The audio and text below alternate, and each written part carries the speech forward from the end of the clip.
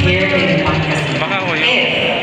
If you are to name one island, meaning you will make a name for one island, what name is that and why?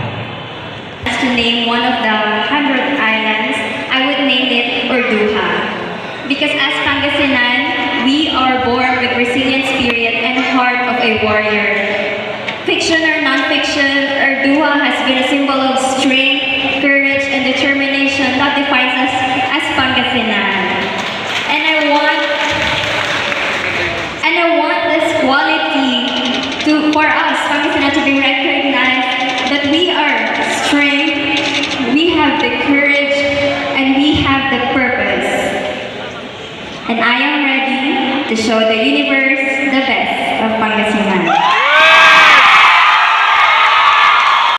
You are an inch closer of winning the crown, Miss Universe Philippines Pangasinan, San Fabian!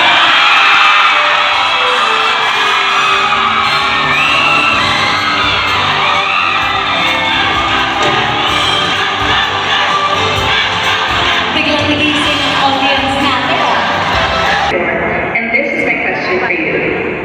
In a world increasingly connected by technology, how do you balance the benefits of social media with its potential drawbacks? In a world of technology, balance comes from setting boundaries from social media and valuing real-life connections.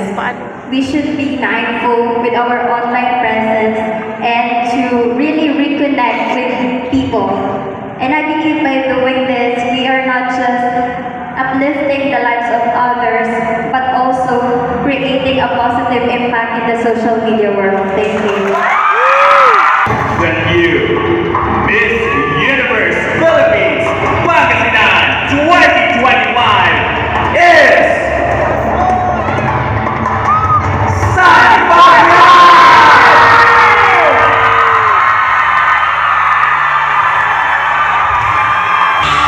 And of course, this means Miss San Fabian!